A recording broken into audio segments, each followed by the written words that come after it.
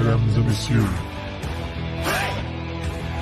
bienvenue à votre édition de Hockey sans limite.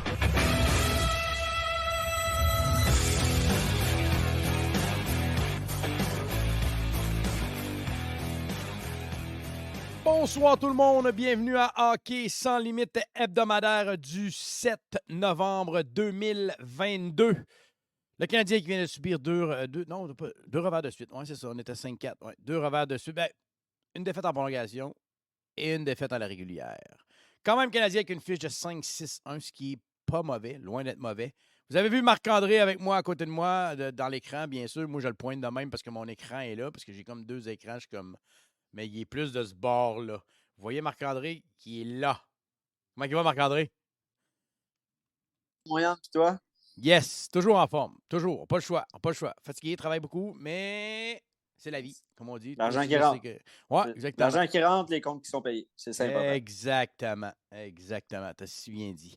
On va revenir sur la dernière semaine du Canadien de Montréal. Une défaite de 4-1 contre le Wild. Le Canadien qui a trouvé sa bête noire cette année. Là, on ne les affrontera plus. Fait que là, correct. Le Wild qui ont neutralisé le Canadien les deux matchs qu'on a joués contre eux autres. Ensuite, le match contre les Jets de Winnipeg. Défaite en prolongation. Encore une fois, une solide performance de Samuel Montembeault. On va en parler. On va être capable d'avoir le temps d'en parler de Samuel Montembeault plus tard dans l'émission. Et samedi, défaite du Canadien contre Las Vegas. Canadien qui avait tenu le coup, on va se dire, parce qu'en deuxième période, oh, que ça allait vite et oh, que Jake Allen était fumant. Il était tout seul. C'est pas compliqué. J'avais l'impression de regarder Vegas affronter Jake Allen. C'était à peu près ce qu'on voyait, là. Nick Suzuki a marqué en début de troisième période. Et ensuite, il y a eu une débandade en 5 minutes de 3 buts des Golden Knights. Mais Canadien, encore cette année, cette équipe-là a énormément de résilience. Ils n'abandonnent pas. On dirait qu'ils ne veulent pas lâcher. Puis c'est le fun comme partisan de regarder cette équipe-là jouer. Qu'est-ce que tu en as pensé? On va y aller avec le dernier match. Puis tu peux parler lui des Jets aussi si tu veux, avec la performance de Montembeault. Je vais commencer par le match du Wild du Minnesota. C'est reconnu depuis pas loin de 15 ans, 20 ans, le Canadien au Xcel Energy Center. C'est affreux. C'est aussi simple que ça. Tout le temps des défaites. Je pense qu'on a eu 3 victoires en 20 ans. C'est à peu près ça. Je m'attendais à vraiment une défaite comme de fait, c'est arrivé. On a bien performé, par exemple, en première période. La première période, ça s'est bien passé. Ils sont bien sortis, mais la chaîne a débarqué en deuxième période. Puis, honnêtement, nos gardiens nous gardent en vie à chaque match. Je pense qu'il y a peut-être un seul match que j'ai vu, peut-être Jake Allen qui était so-so. Sinon, nos gardiens nous gardent pas mal tout le temps dans le match. Le match contre les Jets de Winnipeg, ça aussi, ça a été un bon match relativement. Le cher Marc-André, vous le savez, il est là, il est toujours là. Il jase avec Marc-André. Il fait le show avec nous autres. Il va toujours être là. Il fait le show, ouais. Où est-ce que je t'ai rendu, là? Je t'ai perdu. Parlais de nos gardiens. Okay. Ouais, les Jets de Winnipeg. À Winnipeg, ça a été un match assez serré. Sans la présence de Sam Montembeault, honnêtement, je ne sais pas où est-ce qu'on se serait rendu dans ce match-là parce qu'honnêtement, il était fumant de A à Z. Puis honnêtement, depuis le début de la saison, j'ai rien à reprocher à Sam Montembeault. Puis je pense que pas mal tous les partisans sont d'accord avec ça. Sam Montembeault cette année, goal, comme on s'attendait que Sam Montembeault soit censé gauler. L'année passée, il accordait tout le temps 2, 3, 4 buts chancelants ici et là par semaine. Puis là, il a complètement coupé ça de moitié, voire même du 3/4. C'est pas tout le temps parfait, mais on voit tout le temps un gardien combatif devant son filet. Puis c'est vraiment juste la seule chose qu'on demande à Sam Montembeault. Puis la game contre les Golden Knights, on a juste pris plus fort que nous autres. C'est aussi simple que ça. Sans notre premier trio, honnêtement, on n'est juste pas dans le game. Parce qu'en ce moment, c'est vraiment juste ça qui nous maintient à flot. Mais en même temps, il nous donne un sapristi bon spectacle. Puis en plus, on a trouvé le bon complément à Caulfield et Suzuki. Fait que moi, je suis très heureux en ce moment de ce que je vois. Je vois un club compétitif de A à Z à chaque game. Puis c'est bien rare qu'on est surclassé dans chaque game. Ouais, la chose qui me dit sur le chat, Twitch ne marche pas, mais quand j'arrive sur mon Twitch, c'est marqué que je suis live, c'est marqué une erreur réseau est survenue, veuillez réessayer. Erreur 2000. Je ne peux pas vous expliquer pourquoi le Twitch ne marche pas. Vraiment, vraiment pas. Je ne suis pas assez qualifié pour là-dessus. Donc, je ne peux pas vous dire. Allez sur YouTube. J'espère que YouTube marche. J'espère. Benoît a l'air à l'écouter sur YouTube. Donc, vous pouvez aller sur la ligne YouTube au pire. Je suis vraiment désolé pour les inconvénients si Twitch ne marche pas. Moi, j'ai rien touché. J'ai juste parti le live. Donc, je vais vérifier mon dashboard pour être sûr que tout est correct. Vite fait. Twitch est marqué en streaming présentement. Donc, c'est bizarre que ça ne marche pas. C'est peut-être un bug de Twitch. C'est peut-être. Je peux pas vous expliquer pourquoi. C'est qu'est-ce qui se passe avec Twitch. Vraiment pas. Je suis vraiment désolé pour ceux qui veulent l'écouter sur Twitch. C'est vraiment marqué erreur réseau survenue. Veuillez réessayer. On va espérer que c'est rien que Twitch le problème, mais non moi. Donc, ouais, il y a la vidéo qui ne marche pas. Donc, mais tu as de l'air à nous entendre au moins. Donc, c'est pas pire, au moins, si tu as le son. Ouais, comme tu as dit, la performance des gardiens de but, tu sais, je regarde les statistiques parce que ça m'a donné le goût d'aller voir les statistiques des deux gardiens de but. Allen, avec 900 d'efficacité, qui n'est pas extraordinaire, avec une moyenne de 3,28, qui, si tu regardes les chiffres présentement, j'aurais l'impression de regarder mon tambour en haut, puis de Allen en bas à 928, ce qui n'est pas le cas présentement. Là, j'entends beaucoup de personnes, beaucoup de gens parler aussi sur les réseaux sociaux. Est-ce qu'on devrait donner 50-50 à nos gardiens de but? Genre, donner la moitié des games à Montembeault, la moitié des games à Allen. Moi, je suis encore sceptique là-dessus. J'irais dans le 1-3. Genre, 2 à Allen, 1 à Montembeault. Moi, ça serait le parcours que j'aimerais y aller. Là, présentement, si tu regardes 8 départs de un, 4 départs de l'autre, c'est à peu près ce que je nomme, là, 2 départs à Allen pour 1 de Montembeault. Donc, il y a un départ là-dessus de Montembeault, rappelons-le, que Allen, sa femme allait accoucher. Donc, c'est un départ qui n'était pas prévu. Donc, ça serait supposé être plus 9-3.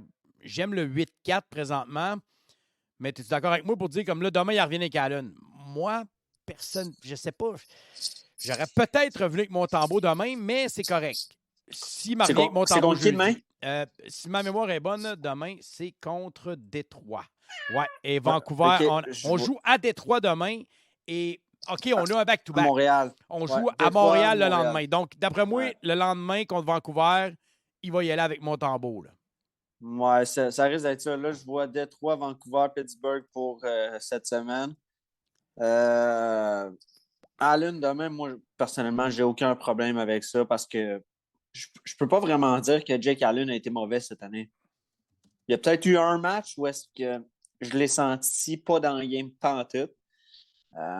Sinon, j'ai pas de misère à voir Jake Allen en ce moment. Par contre, là où je suis d'accord avec toi, j'y serais peut-être allé avec un système d'alternance, justement 1-1. J'aurais mis mon tambour demain. Mais je suis totalement d'accord avec toi de faire plus confiance à Sam Montembeault pour justement atteindre peut-être plus le 50-50 à la fin de l'année. Mettons du 41-41 ou peut-être 43-39 ou quelque chose de même. Là. Quelque chose qui serait similaire à ça. Donc, toi, ça doit être la même affaire. Tu irais à peu près dans le même ratio que je dirais. Là, je ne savais pas qu'on jouait mercredi. Ça fait que là, je m'attends à voir Montembeault mercredi et contre Pittsburgh samedi. On devrait revenir avec normalement Allen. Parce qu'on n'a pas vraiment le choix. On n'a pas vraiment le choix parce qu'on a 2 gardiens numéro 2. Puis on ne peut pas dire qu'on a un gardien 1B à Allen ou en Montembeault. Allen, oui, il peut garder les buts sur une certaine séquence, mais il est plus propice aux blessures aussi, puis on l'a vu dans la dernière année. Il y a eu plusieurs blessures, Jake Allen, puis je pense que c'est le plan cette année. C'est le plan vraiment de... comment je pourrais dire? C'est le plan de ménager, si on veut, Jake Allen, parce que je veux pas... Il approche, tu sais, il est quoi, 32 ans, 33 ans à peu près? Je veux pas pour un gardien, quand tu avances dans la trentaine, c'est très rare les gardiens qui peuvent maintenir la cadence aussi longtemps. Puis, c'est vraiment important de bien gérer le temps de jeu de nos gardiens. Puis, je pense qu'en y allant à coup de 1-1 ou, mettons, 2-1 ici ou 2-1 pour l'autre, on va créer une saine compétition, puis un bon ménage à deux, puis c'est de même qu'on risque d'avoir une meilleure saison. Là. On aura, je pense que c'est vraiment le meilleur des deux mondes qu'on risque d'avoir.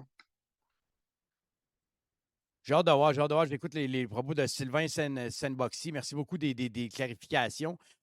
Personnellement, je roule mon ordinateur sans antivirus, donc je ne crois pas que ce soit l'antivirus ou une protection web. J'ai Internet 100 mégabits, fait que je ne crois pas que ce soit mon Internet.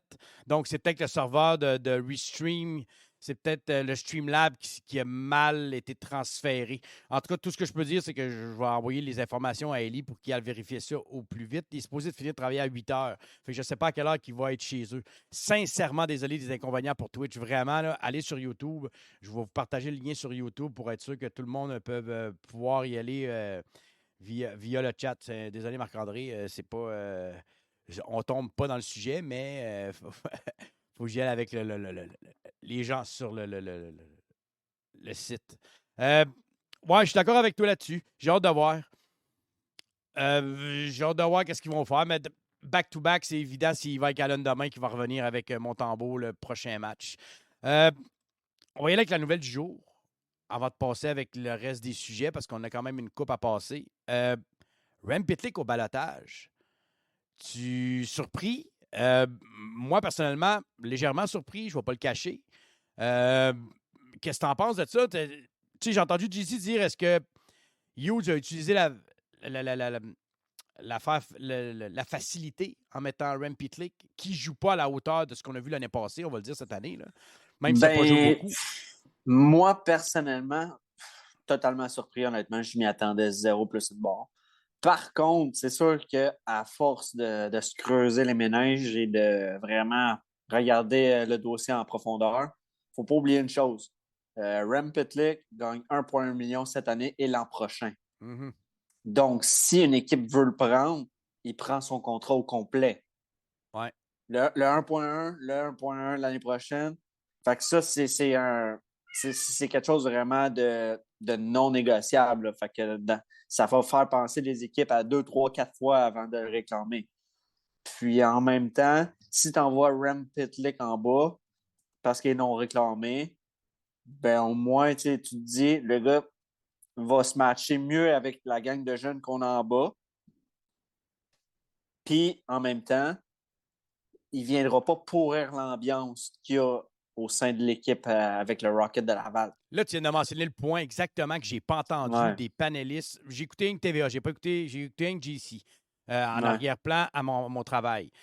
Puis jamais j'ai entendu parler de, tu sais, pourquoi pas mettre Dadonov, pourquoi pas mettre Hoffman. Puis je vais tasser Drouin de là parce que je trouve que Drouin est vraiment le meilleur des trois. Là, dans nos trois vétérans qui ne performent pas à la hauteur, là, je pense que Drouin, c'est lui qui joue le mieux. Là. Tu veux-tu vraiment avoir Hoffman ou Dadonov avec le Rocket de Laval? Moi, c'est la question numéro 1 était là. Là, il y a un autre nom qui vient en tête, c'est Michael Pezzetta. Lui, tu pouvais risquer de le perdre au balotage. L'effet qu'il reste un autre contrat au salaire minimum. Ça fait que, tu sais, Pitlick est peut-être la facilité pour Kent Hughes. Exact. Mais en même temps, t'espères, puis je suis persuadé que Kent Hughes puis Martin Saint-Louis espèrent que Dadonov et Hoffman vont débloquer, surtout Hoffman. Dadonov, tu sais qu'à date limite, tu payes la moitié de son salaire, tu vas avoir un choix de 7, une considération future. Il y a une équipe qui va prendre une chance avec ce gars-là à 2 millions pour le reste de l'année ou 1,4 à payer. Puis il y a une équipe qui va y aller. Ça, j'ai pas de trouble. Mais Hoffman, il reste un an de contrat. Donc ça c'est un... Hoffman, ça risque... Hoffman, moi, j'en parlerai pas après ça. Là, juste amener un dernier point sur Mike Hoffman. Là. D'après moi, ça risque de se passer l'été prochain. S'ils ne sont pas capables de l'échanger, peu importe le salaire qu'ils retiennent ou whatever, ça risque simplement d'être un rachat de contrat, puis merci, bonsoir, on passe au prochain appel. Ça risque d'être ça. Mais encore là, c'est dans longtemps.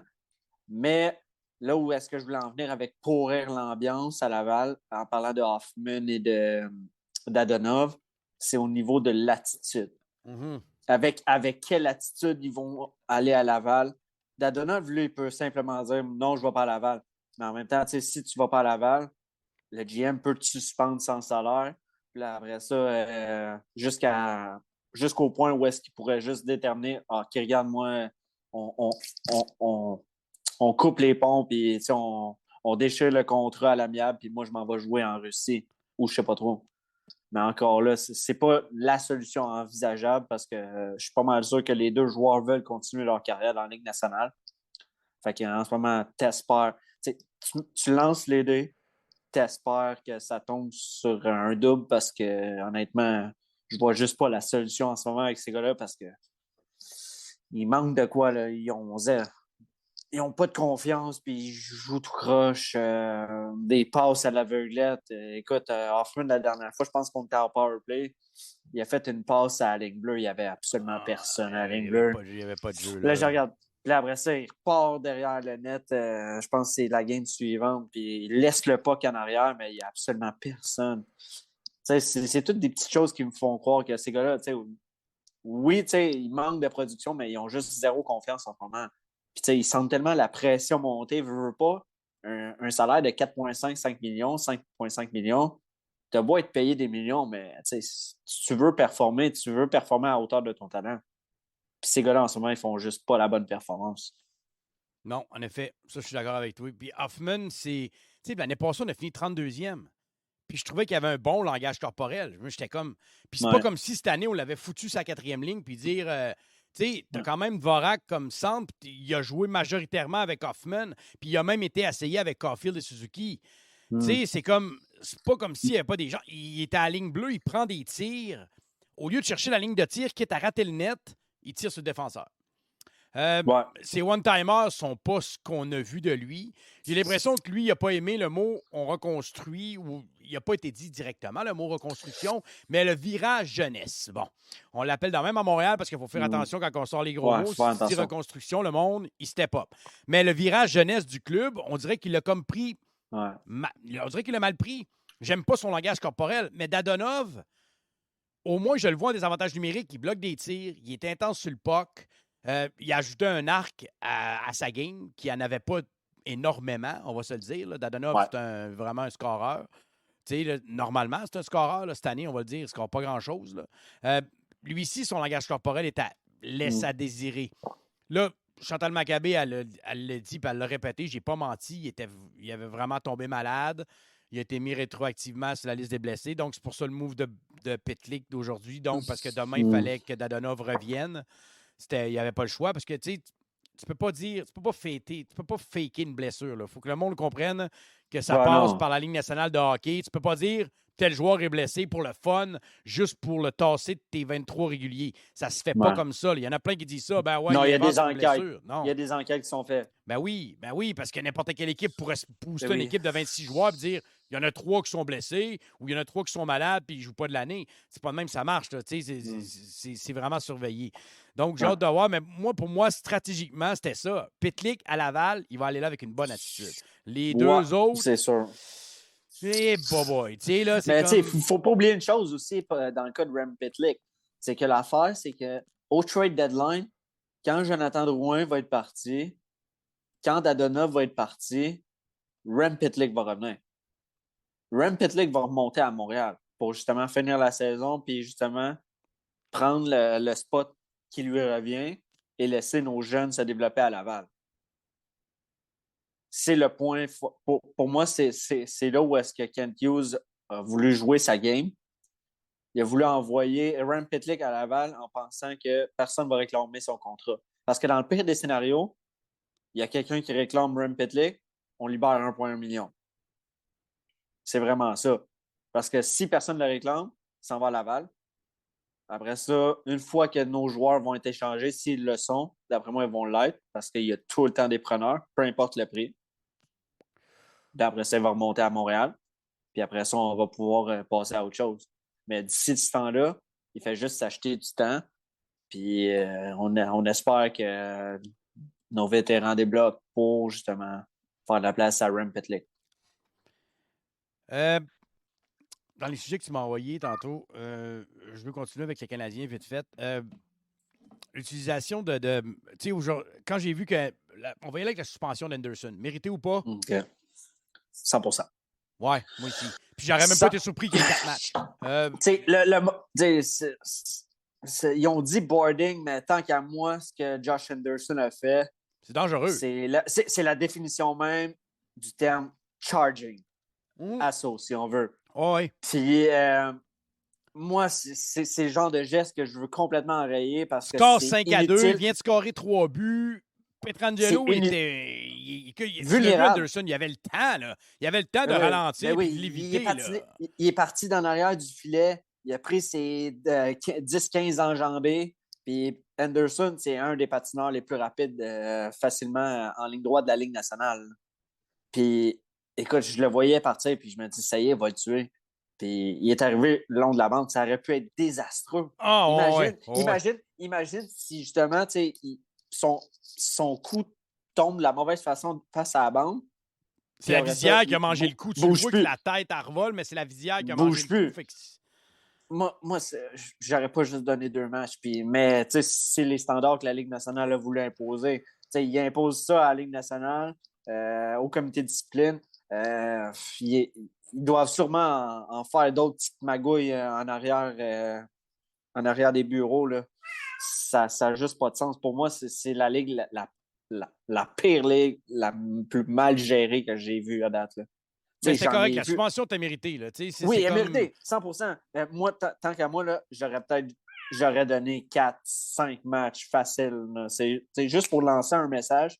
Même si Anderson, c'est pas un récidiviste, tu veux enrayer ce geste-là, tu donnes 2 matchs, ça n'envoie pas le bon signal. Ben, encore une fois, est-ce qu'on punit les conséquences plus que le geste? Si ça Pietrangelo devrait sort... pas. Non, mais si Pietrangelo sort sur une civière, exemple, ou que l'épaule, il déboîte puis qu'il est perdu pendant 2 mois, est-ce qu'il y aurait eu 2 matchs ou il en aurait eu 5? C'est toujours là la ligne que j'aime pas que la Ligue nationale va. C'est que souvent, on va punir en fonction des conséquences de la blessure du joueur. Si le joueur est perdu 2 mois, on va donner 2-3 matchs de plus. Si le joueur n'est pas blessé, comme là, on a eu Pietrangelo qui s'est levé et qui a sauté sur Anderson. En fait, tout le monde a sauté sur Anderson. L'effet qu'il n'y a rien eu et qu'il est resté dans le match, ici, bon, ben, il n'y a pas eu de blessure sévère. Donc, c'est un geste dangereux. Donc, 2 matchs, tu me tapes ses doigts, puis on passe à autre chose. Totalement d'accord avec toi. Mais ça ne devrait pas être de même. Le geste est dangereux, parfait, tu pars à 4 matchs. S'il est blessé, tu augmentes. C'est comme ça que tu vas enrayer ces gestes-là. Mais ils le feront jamais, puis c'est ce qui me dégoûte le plus. C'est absolument absurde. Là. Ça n'a juste pas sa place dans la ligue. Là. Non, en effet. Je pense qu'on est d'accord là-dessus pour dire que sa suspension-là était méritée et qu'il n'y a pas de doute là-dessus. Pour en venir à ce que je voulais enchaîner, je croyais qu'on allait voir peut-être Slafkowski monter de trio. Saint-Louis avait l'air à le laisser sur la 4e ligne aujourd'hui. Slafkowski qui a 3 buts à ses 5 derniers matchs, 3 à ses 6 dernières, si je ne me trompe pas. Là. 3 buts de la même manière. C'est one-timer. C'est ce qu'on a vu de lui avant de le repêcher. On ne va pas se le cacher. Là. Comment tu vois la décision? Est-ce que c'est une question de le protéger encore? Il fait bien, on va se le dire. Jake Evans, là, s'il y a un gars que personne ne parle dans les médias, c'est Jake Evans. Pourquoi? Parce que c'est le 4e centre. Même s'il n'y a pas de but cette année, il fait sa job, gagne les mises en jeu. Ouais, fait juste sa job. C'est bien correct. C'est ça, sa job de 4e centre. Mais t'aurais aimé ça peut-être de donner un petit bonbon, on va le dire comme ça. Un petit bonbon à Slafkowski et dire, ben, OK, monter avec Monahan une game. Moi, ce que tu peux faire, pas lui donner des avantages numériques, peut-être pas tout le match, mais peut-être qu'on va voir demain aussi des présences avec Sean Monahan. Tu veux, ton chat est d'accord. Donc, je ne sais pas qu'est-ce que tu en penses. Ben, moi, je l'aurais monté graduellement. C'est-à-dire, à la place de monter direct sur un 2e trio, ben, tu le montes sur un 3e trio, admettons, avec un Dvorak puis un Gallagher. Parce que là, il a monté Gallagher avec Dvorak présentement. Non, avec Monahan, pardon. Puis si je ne me trompe pas, il a mis... Monahan, Gallagher, puis... Si je ne me trompe pas, il a mis Hoffman. Là. Si ma mémoire est bonne, il faudrait que j'aille le voir, le trio. En même temps, je me dis qui va aller chercher. Tu sais, Gallagher va aller chercher pas, qui va bâtir des jeux dans ce trio-là. C'est comme. Monahan. C'est un drôle de. Monahan. Mais c'est un drôle de trio pareil. On va se le dire, à part notre première ligne, tous les autres trios sont un peu. Regarde, c'est une année d'essai.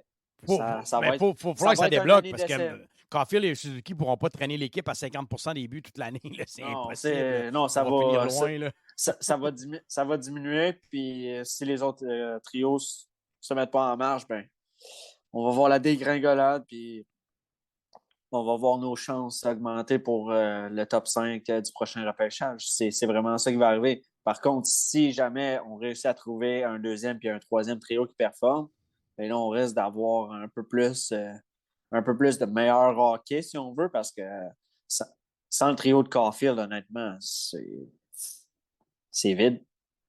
Absolument vide. C'est Dvorak. Qu'est-ce qu'il a fait à part sa game de 3 buts?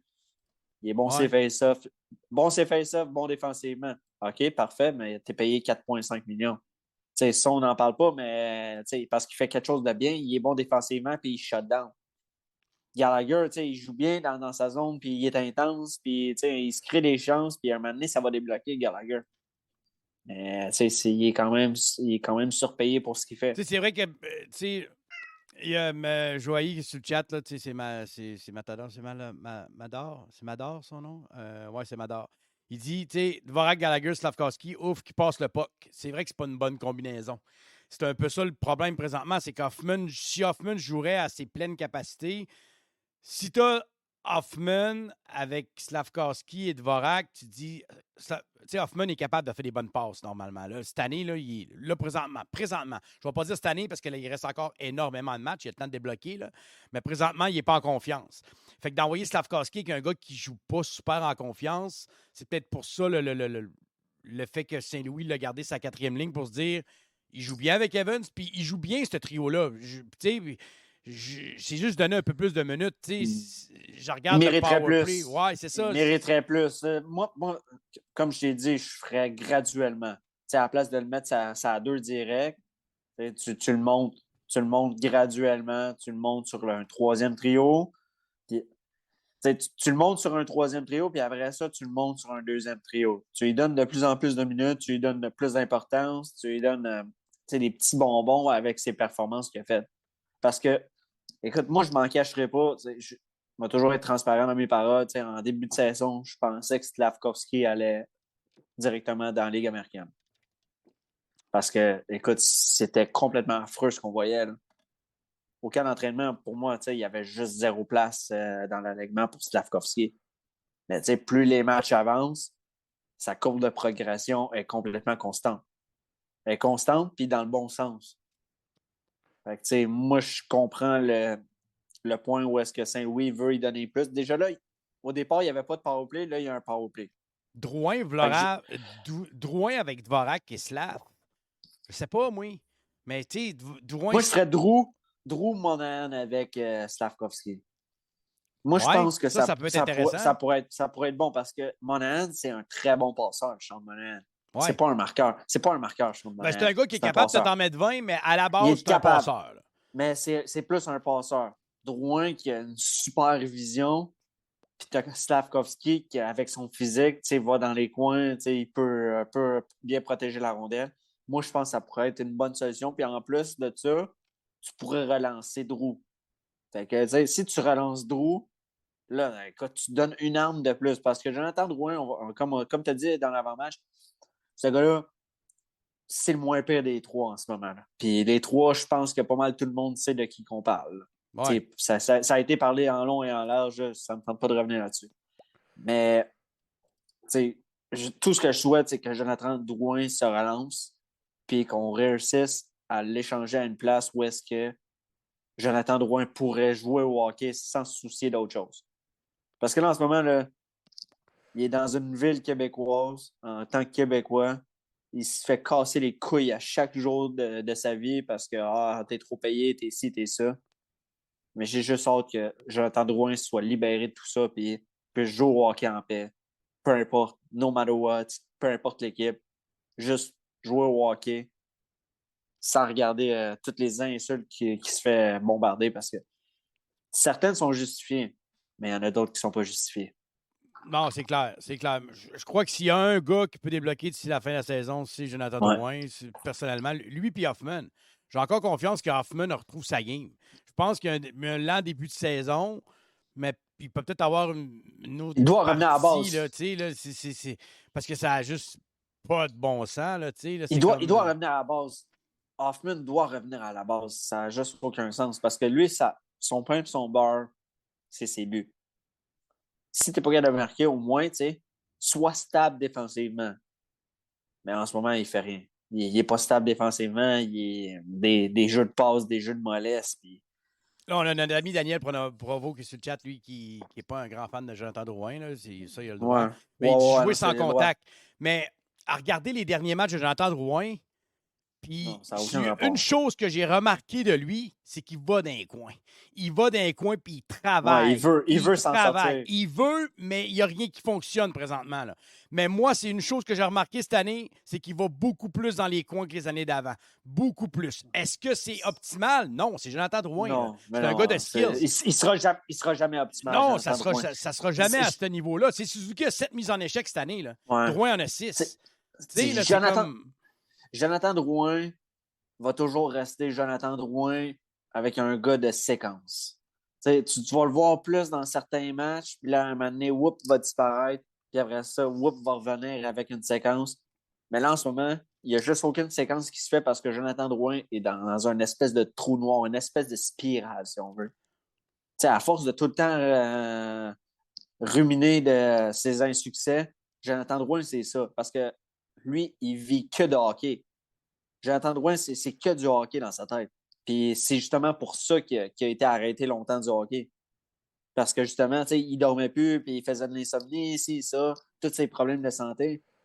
C'est ça, Jonathan Drouin. À force de trop penser au hockey, ça le rendait malade. Mais Jonathan Drouin, il ne sera jamais un joueur de constance. Il va toujours avoir ses séquences. Puis honnêtement, en ce moment, tout ce que ça y prend, c'est un lucky bounce. Ça y touche la culotte, ça y touche le casque, ça y touche l'épaulette, peu importe, ça rentre dans le but. Parce que je trouve que, personnellement, quand je le vois, la dernière game, je l'ai vu faire 2-3 bons back-checks défensifs, ce que je ne voyais pas avant. Ouais. Il y a encore des mauvais tics de se laisser glisser souvent dans la zone centrale. Mais, tu sais, Suzuki, je l'ai vu se laisser traîner aussi. J'ai vu Monahan aussi se laisser traîner. Fait que, ça va arriver. Là. Ouais, ça va arriver. Là, c'est comme... Mais je ne veux pas m'acharner sur lui parce que je trouve qu'il y en a deux qui jouent vraiment pire que lui présentement, là, qui est Hoffman et Dadonov. Ouais. Dadonov qui une mise en échec, un tir bloqué en 7 games, je m'attendais à plus. Je ne vois pas le cas en 8 games, mais je m'attendais vraiment à plus. Là.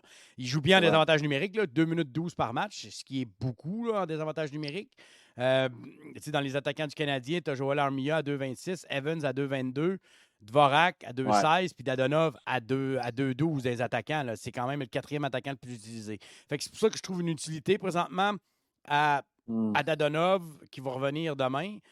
Mais le Drouin, il va falloir que ça aboutisse quelque part parce que le premier trio ne pourra pas continuer à produire là, à ce niveau-là. Attends, juste interrompre ici. Parce que tantôt, j'ai fait un post sur les réseaux sociaux concernant Rem Pitlick. Puis là, exactement le même genre de commentaire que tu parlais tantôt. Je n'aimerais pas son nom, là, mais je vais juste citer ce qu'il a dit. C'est sûr qu'une équipe va réclamer Rem et pendant ce temps-là, Dadonov, Hoffman et Wideman restent. Mais ça, c'est juste... Perdre un Red Pitlick, es-tu si grave que ça dans la conjoncture présentement du Canadien? Là? C'est un bottom 6 qui va pouvoir te dépanner un peu partout comme un couteau suisse. Mais le risque, tu veux-tu vraiment envoyer Dadonov et Hoffman en bas? Non. Wideman, à 750 000 en tant que droitier, il peut jouer comme 6-7e. Il va se faire réclamer à 100%. Même si ce n'est pas dans les favoris, là, un Chris Wideman va se faire réclamer pareil. Tandis que, mettons, un Rem Pitlick, quand tu es payé à, mettons, 1,2, 1,3 millions pour 2 ans, les équipes y pensent parce que la masse salariale est serrée en ce moment. Pour toutes les équipes. Fait que, je voulais juste faire une petite parenthèse.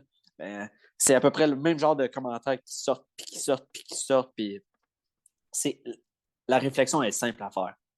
Elle est simple à faire. Tu fais juste le calcul. Qui a le moins de chances de se faire réclamer? Rem Pitlick rentre pas mal dans les critères. Puis dans le pire des cas, si on perd Rem Pitlick, on perd 1,2 million. Puis on va rappeler qu'on l'a ramassé au balotage. On l'a ramassé pour rien. Puis c'est un bottom 6. Là. Puis s'il y a bien une place, Anthony Richard avec Laval, Raphaël Arbépinard avec Laval, il y en a. Là. On a du stock pour remplacer. Là. J'ai adoré Rem Pitlick l'année passée. Cette année, je trouvais qu'il ne faisait pas grand-chose. Là. Mais, un moment donné, faut se rendre compte que si tu perds Ryan Pitlick, c'est pas comme si tu perdais un top 6 Non. d'avenir du Canadien. Là. Puis l'effet qu'il reste un an de contrat, est-ce qu'une équipe va vouloir le prendre? Peut-être. Peut-être à 1,1 million, une équipe va dire moi, ça ne me dérange pas de l'avoir pour 1,1 million. Donc, je sais pas, ça me laisse. Tu sais, j'ai été surpris. J'ai dit, oh, OK, ils font le move avec Pitlick. Mais en même temps, je comprends un peu le move en se disant il reste un an de contrat. La majorité des joueurs qui sont réclamés, c'est des joueurs qui sont sur un an de contrat. Donc, l'été prochain, ils peuvent se départir de ce salaire-là. Écoute, si Rem Pitlick s'en va, là, je ne vais pas pleurer en boule, moi. Là. Je ne vais pas capoter avec ça. Là. Il y a du monde pour le remplacer. Puis on a des gars qui sont capables de faire la job bottom 6 que lui faisait. Parce que présentement, il jouait ça à 4. Donc, des joueurs de quatrième ligne, c'est pas ça qui va me faire pleurer de perdre ça. Là, on va pas se le cacher. Là. Puis si ça arrêtait Pizzetto aujourd'hui, j'aurais sûrement dit la même affaire. Je trouve que Pizzetto amène une autre dimension que Pitlick voulait apporter. Puis cette année, on va pas le cacher. Là, je ne veux pas en vouloir, je veux pas m'acharner sur Rem Pitlick, mais il jouait pas bien. Il jouait pas le Pitlick à 7 points. En 7 matchs, il y a 0, 0, 0, 0, 0. Si je regarde les tirs au but en 7 matchs, il y a 3 tirs au but. 2 mises en échec. C'est pas le Pitlick qu'on a vu les manquait la saison d'implication. passée. Là. Ouais. Il manquait d'implication. Là, il y en a qui disent ouais, mais il jouait pas beaucoup. Il y a quand même eu 8 games pour se montrer. Là, 7 games. Rem, c'est ce qui a fait son succès avec le CH puis Martin Saint-Louis l'année passée, c'est que Rem était impliqué. Un joueur qui était très impliqué, rapide, qui était instinctif, puis qui jouait dans ses limites, mais surtout avec ses atouts. Puis les atouts de Rem Pitlick, c'est pas un marqueur. C'est pas un passeur. Mais c'est un gars avec un certain lot d'habileté qui va faire en sorte que. Paul Byron, c'est pas compliqué. Exactement. C'est le même genre. J'allais dire exactement la même affaire. C'est un peu un couteau suisse que tu peux mettre sur un 4e trio, comme tu peux l'insérer 3e trio. Tu peux l'insérer des fois pour des électrochocs sur le 2e ou un 1er trio. Mais après ça, il va revenir comme 3e trio, puis il va faire sa job. Mais là, cette année, on ne voyait pas ça de Rem Pitlick.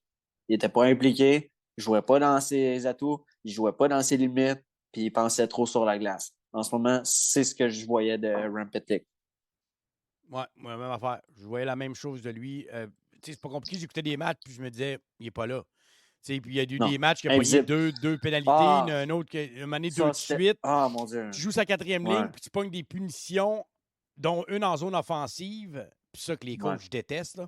Quand tu es en zone offensive et tu pognes une punition, les coachs, peu importe le nom que tu vas nommer, ils détestent ça. Ouais, fait que, ces 2 punitions-là dans ce match-là, peut-être que Saint-Louis s'est fait. T'sais, en plus que tu joues pas bien, là, tu vas me donner des avantages numériques pour donner du momentum à l'autre équipe. Puis je me rappelle d'une punition, sa première en zone offensive, quand le Canadien jouait super bien. C'était un 4-5 minutes, le Canadien avait comme un genre de rythme. Pac, tu casses le rythme complètement de l'équipe, donne un désavantage numérique. Il n'avait pas scoré. Mais après ça, l'autre équipe a pris comme l'avantage sur le Canadien. Donc, c'est peut-être ça qui a fait vers la décision de mettre Pitlick au balotage. Tu as une question que tu m'as envoyée que j'ai trouvée excellente. On va la poser tout de suite. Quel serait le 2e trio idéal du Canadien de Montréal présentement avec les atouts qu'on a en main? Bon, là, on va se le dire. On va parler tantôt. Je vais parler tout de suite après de Kirby Dach. On va en parler après. On va se concentrer sur la 2e ligne. On va prendre en ligne de compte que Dak Suzuki-Caulfield, intouchable. Tu ne touches pas à ça. Qui tu mets comme 2e trio idéal présentement? Je ne dis pas dans 10 matchs ou dans 20 matchs, là, parce que dans 20 matchs, sûrement Stavkowski va peut-être être là, peut-être dans 30 qui va être là, on ne sait pas. Là. Mais présentement, ta 2e ligne idéale, ça serait quoi, Marc-André? Sur le chat, allez-y si vous voulez y aller. Donnez-moi vos suggestions. Là, je prends en compte que Josh Anderson est suspendu. Puis je prends en compte aussi que je vais être conséquent avec les propos que j'ai dit, que je prendrais mon temps avec Stavkowski. Pour moi, j'essaierais peut-être un Drouin avec un Monahan puis un Gallagher. Est-ce que ça peut marcher? Honnêtement, je ne sais pas. Mais, au point où on est là, essaye. T'as quoi à perdre? Anyway, comme je t'ai dit, c'est pas mal une saison d'essai-erreur cette année. On va essayer des choses, on va essayer plusieurs formules, savoir qu'est-ce qui pourrait marcher. Mais en ce moment, on a trouvé une seule formule qui fonctionnait bien, puis c'est le premier trio. Fait qu'on touche pas à ça, puis on va essayer de formuler autre chose avec les 3 autres trios qui restent. Mais pour moi, la formule en ce moment, avec la suspension de Anderson, ça serait Drouin avec Monahan puis Gallagher. Au retour d'Anderson, par exemple, je pense que je mettrais Anderson avec Drouin puis Monahan. Ouais, même elle est d'accord. Ouais. C'est pas mal le seul trio, je pense, qui n'a pas été essayé, qui n'a pas été vraiment essayé. Je n'ai pas d'autres mots pour le dire. Gallagher, je trouve qu'il joue du bon hockey. Ça ne rentre pas, mais il est hyper intense. C'est un gars qui drive moins le net, mais qui joue plus intelligent. C'est là qu'il me montre que le QI hockey de ce gars-là est peut-être supérieur à ce que certains pouvaient l'entendre. Saint-Louis a comme fait comprendre que la game ne se joue pas juste d'une manière, qu'elle peut jouer de 2, 3, 4, 5 manières. J'aime comment Gallagher joue. Je pense que Monahan pourrait s'en servir. Puis Drouin, de ce côté-là, je pense que ça pourrait être bon. Mais si on aurait un autre centre, ce que j'aimerais peut-être essayer, c'est de mettre Jake Allen avec Monahan et Gallagher. Pas Jake Allen, excuse, Jake Evans. Je me suis comme trompé de Jake. Tu as coupé ton micro. Jake Evans avec qui, t'as dit? Evans avec Monahan. Je te parle d'essai là, on n'a pas de 4e centre. Fait que Evans ne va pas bouger de là. Ouais. Mais mettre Evans à l'aile avec Monahan et Gallagher d'un bord, je trouve que Evans a quand même une bonne vision. C'est un gars qui contrôle bien la rondelle le long des rampes. Donc, Gallagher pourra aller se positionner devant le net. Tu as un Monahan qui est un bon passeur. Puis je pense qu'Evans, c'est un meilleur scoreur. Il a quand même des chances de marquer cette année. Puis il y a une genre de game hyper rapide qui pourrait bien combiner Monahan et Gallagher. Mais là, on le sait, il n'y a pas d'autre place au centre. Peut-être qu'on pourrait essayer un gars au centre, je ne sais pas qui, mais présentement, c'est à la 4e ligne. Qu'est-ce que tu veux d'une 4e ligne, c'est que ton gars gagne les face-offs, qu'il soit bon les avantages numériques. Puis c'est exactement ce que Jake Evans fait. Fait que, il ferait le prototype Jake Evans, je te dirais, puis il l'a pas vraiment dans l'équipe présentement. Anderson, peut-être. Quand je trouve qu'il joue quand même du bon hockey, sa game est hyper rapide. Fait que, la seule chose qui m'énerve de Jake Evans, c'est qu'il se protège pas. Ouais, mais mieux cette année. À date, mieux cette année. Je le vois qu'il lève beaucoup plus la tête quand il va dans le coin de patinoire. Je pense qu'il a commencé à comprendre. Là. Ben, c'est pas encore fait sonner. Là, il y a eu une bonne mise en échec. On a fait ouh, OK, protège-toi. Non, en pré-saison, je vais toujours m'en rappeler. Je pense que c'est contre les Sénateurs. Je pense que c'est Scott Sabourin. Ouais. Écoute, il reçoit une passe, il se lève jamais la tête. Scott Sabourin qui arrive comme un train. J'étais sûr qu'il se ramassait sa planche. Ça n'avait aucun sens. Puis c'est le seul défaut que je peux reprocher à Jake Evans. C'est un gars qui n'est pas capable de se protéger. Puis, tu sais, je veux pas minimiser le geste stupide que Mike Scheifele a fait parce que c'était complètement ridicule puis complètement inutile. Mais si le moindrement Jake Evans avait eu ne serait-ce qu'un brin d'instinct à lever la tête, jamais il se serait mis dans cette position-là. Jamais. Mais peut-être qu'il n'y en aura plus jamais de condition. On va se dire. Non, mais c'est des joueurs qui n'ont eu beaucoup jeunes. Ça se peut qu'il n'y en ait plus. Mais il va falloir qu'ils apprennent à vraiment lever la tête. Puis que ils jouent la game de la Ligue nationale parce que pas lever la tête dans NCAA, ça passe. Pas lever la tête dans le mineur, ça passe. Mais pas lever la tête dans la Ligue nationale quand tu as des gars qui arrivent à fond la caisse. Écoute, t'en as qui ne vivent que de ça dans la Ligue nationale. Des mises en échec de même, là, c'est le pain puis le beurre. Je pensais aussi, entre autres, à Mark Kastelik des Sénateurs d'Ottawa. Mm-hmm. Il ne vit que pour ça. Là. Lui, t'as la tête basse, là, prépare-toi parce que le train s'en vient. On va dire, là, Jacky est à peu près de même. Je le vois souvent. Il voit le gars qui a la tête basse. Il se dit, ah, toi, je m'en viens, mon gars. Ouais, mais c'est son style de jeu. Ouais, c'est correct. Mais les gars, peu importe qui est sur la glace, défenseur, attaquant, name it, il faut tout le temps tailler la tête haute. Puis c'est la seule chose que je vais reprocher à Jake Evans parce qu'en dehors de ça, ce gars-là pourrait jouer sur un 3e trio steady, sans stress. Mais il va falloir qu'ils apprennent à se protéger et à se lever la tête parce que c'est clair que si ça continue de même. Ça va bien cette Dans année, on deux- va se croiser les doigts, là, parce Ouais, que tu sais, dans deux, ça parce va que bien. si ça continue de même, dans 2 ans, je te dis, man, on parle plus de Jake Evans parce que c'est fini. Je pense que ça va tenir. J'espère. Je vais pas C'est dire je pense, parce c'est que ce que je je ne pense. sais C'est ce pas. que je pense parce Mais que moi, j'espère que ça va ça me fait tenir. peur. Ça me fait peur. J'ai Mais l'impression que Martin j'espère comme Saint-Louis toi. l'a amené comme un peu ailleurs dans sa game et qu'il lève beaucoup plus la tête. Je le vois aller dans les coins, il lève la tête, voir ce qui se passe. Y a-tu un gars qui s'en vient me frapper? Avant, tu le voyais quand il allait dans les coins de patinoire, c'était tête basse puis il roulait à la bande comme si rien n'était. Bang! Il se faisait ramasser. Là, il lève plus la tête. Ouais. Il y a moins de buts peut-être cette année. Oui, il joue sa 4e ligne, puis il ne joue pas en avantage numérique ou rien, mais il y a des chances de marquer puis ils sont toujours là. Mais j'aime bien l'option Jake Evans, honnêtement, parce qu'il y a pas mal d'atouts. Parce que même dans NCAA, très productif, Jake Evans. Fait que, il y a des bons atouts offensifs pour le faire. Oui, vraiment. C'est le prototype de Jake Evans. Ouais. Puis il était bon à l'aile quand il avait joué là. Fait que c'est pour ça que je me disais ça. Bon, on va tomber sur l'autre sujet. Est-ce que Kirby Dack est l'ailier parfait pour Nick Suzuki et Cole Caulfield? On va se dire, ces deux-là, cette année, qui connaissent une saison, là, on ne peut pas le nier. Là. C'est une saison absolument remarquable des deux. Là. Suzuki avec 15 points et Caulfield avec 14. Les deux ont 8 Ça va coûter buts. cher. Moi, Caulfield, je pense pas qu'il va aller chercher plus que Suzuki. Là, si tu veux mon avis, là, je pense que ça va être dans le 7-8 pour 7-8 ans. Là. Ça va être dans le même range, peut-être 8. Là, peut-être. Je suis d'accord avec JC quand il parle de hiérarchie. Tu as ton capitaine qui a 22 ans, qui a signé un contrat de cette ampleur-là après des saisons de 60 puis de 50 quelques points. Même si Caulfield met plus de buts, je crois pas que Caulfield va maintenir cette cadence-là comparé à Suzuki qui joue 200 pieds, puis tu as Caulfield qui s'améliore énormément défensivement. Fait que moi, je m'attends dans le 7-8, 7.8. Dans le même.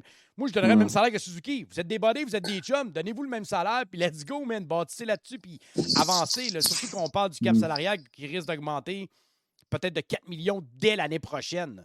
Ça a déjà été parlé que l'escroc des joueurs devrait être. Tout ce que les joueurs avaient mis pendant le COVID serait remboursé au complet cette année. Batman en a parlé. Donc, la masse salariale qui parlait de 1 million l'année prochaine, si ça passe de 4 l'année prochaine, puis l'escroc est payé, dans 2 ans, c'est un autre 4 millions. Là. Les joueurs vont dire, OK, on a payé pendant 2-3 ans, là, vous allez nous en repayer. Là, on parle d'une masse salariale qui ne va pas augmenter de 10 millions sur 4 ans. Ça va peut-être être 12, 13, 14 millions sur 4 ans, là, sur tous les revenus qui sont vraiment élevés. J'ai hâte de voir, mais Kirby Dack, qui a, si ma mémoire est bonne, 7 points à ses 4 derniers matchs ou 5 derniers matchs. Présentement, on va se dire, c'est le meilleur fit qu'il y a pour Caulfield et Suzuki. Mais est-ce que Kirby Dack est l'ailier parfait pour l'avenir du Canadien de Montréal pour jouer avec Suzuki et Caulfield? Prototype, c'est exactement ce qu'on cherche. 6 pieds 4, 220 livres, un gars qui est bon le long des rampes, qui a une bonne vision de jeu, capable de la mettre dedans, un bon passeur, parce que tu as les deux gars à côté qui scorent des buts. Mais dans le long terme, on en a parlé ici. Moi, je le voyais comme deuxième centre d'avenir. Est-ce que c'est juste pour présentement que Saint-Louis fait cet essai-là ou qu'il regarde ça et qu'il se dit crime, 22, 20 ans, je garde ces trois-là ensemble moi, pour l'avenir du Canadien de Montréal. Qu'est-ce que tu en penses, Marc-André? Ben, c'est sûr que si Kirby Dack n'est pas capable de s'améliorer sur ses face-offs, on va vraiment le découvrir comme, en tant qu'allié droit à long terme. Parce que honnêtement, à part ça, j'y vois absolument ça serait-tu un échec aucun qui se développe comme un inconvénient. ailier de premier trio? Non, tu sais, quand tu es sélectionné third overall comme lui a été, tu t'attends à avoir un joueur productif. Si tu attends un joueur productif, même si c'est allié droite, on s'entend, est-ce que Kirby Dack produit en ce moment? Oui. Il produit très bien. Il produit très bien. Fait que moi, je me dis, il est où l'inconvénient? Il est où l'inconvénient de l'avoir comme allié droit? Si ça fonctionne de même, tant mieux. Ben, on se trouvera un autre centre ailleurs, puis c'est tout. Là. C'est pas compliqué. Là. Est-ce que l'autre centre est déjà avec les Canadiens de Montréal? Court terme, moi, je pense que oui. Court terme, moi, j'utiliserais Monahan comme deuxième centre. Mais à long terme, c'est pas la solution. Loin de là. Ça va passer par le repêchage. Est-ce que c'est le prochain repêchage? Parce que Tout tu remarques dépendant que les du équipes rang. qui ont reconstruit, la majorité du temps, leur deuxième Ouais, centre, c'est jamais un jeune. C'est jamais deux jeunes centres. Il y en a pas. Tu sais, oui, tu as eu ouais. des Crosby Malkin, tu as eu, t'as eu certaines équipes qui ont bâti avec des deuxièmes centres, premier et deuxième centre jeunes. Mais la majorité, tu sais, puis il y en a un qu'il ne faut pas oublier qui a connu qu'un entraînement du tonnerre, c'est Owen Beck, là. Puis qui gagnait ses face-offs déjà à 18 ans contre des professionnels, là. Fait que, tu sais, lui, tu peux te dire, mais tu sais, Non. en même temps, ta ligne de centre à 5 pieds 11 à Suzuki, Beck à 5 pieds 11, Ouais. tu veux-tu aller là, à moins que tu l'entoures bien? Tu sais, Beck, c'est un jeune, là. Tu sais, là, il a rien que 19 ans, là. Il va avoir 19 ans cette année, là. Mais Monahan, tout, c'est le genre de contrat de 2-3 ans. Le temps peut-être qu'un Beck soit prêt à prendre le relais parce que Suzuki va être rendu à 25 dans 3 Ouais. ans, là. Parce que, tu sais, il ne faut pas oublier une chose. J'ai eu plusieurs débats avec plusieurs sur Twitter à propos de Monahan. Puis, tu sais, les propos s'équivalent pas mal tous. Là. Tu sais, C'est qu'on chaque l'a eu opinion est bonne. gratuit, en plus Tu sais, d'un choix chaque de opinion est première, bonne. puis là, le monde, ils disent, on peut le. Puis je suis Exact. d'accord avec cette opinion-là de dire, ben, Monet, là, si Ouais, tu peux c'est avoir un choix correct. de 1, tu vas avoir eu deux choix de 1 pour un gars qui t'a rien payé, Ouais. là. Mais, tu sais, moi, c'est là où est-ce que je bug. Tu sais, Monahan, à moins d'avoir un GM complètement timbré qui va te payer un choix de première ronde puis un Hey, ils ont super donné un bon choix de espoir. première pour Chiarot, là. Oublie-le pas, Monahan, tu vas avoir un choix de première à date Non, mais limite. Sherrod jouait du très gros Oui, hockey. mais Là, ça on va reste se un dire, défenseur de deuxième très paire. Là, gros. Monahan, on parle d'un centre top 6 qui se ramasserait sur ta troisième ligne, peut-être à Wow. moitié prix pour un choix de première. Si Chiarot a eu un choix de première, puis que Non, mais Lekonen les t'a saisons donné. d'avant. Ouais, mais Les Lekonen t'a saisons donné d'avant. un joueur de première ronde plus un deuxième choix. Tu sais, tu vas avoir un choix de première pour Monahan. C'est officiel à date limite s'il performe comme ça, là. Ben, attends, first, il va falloir qu'il se remette à produire là, parce qu'on va se dire il est sur le nerd depuis quelques matchs. Hein. Mais Ben Sherratt, ce qui l'a aidé, c'est surtout ses saisons d'avant aussi. Ben Sherratt avait connu de très bonnes saisons avant. Ça a littéralement été l'éclosion à Montréal.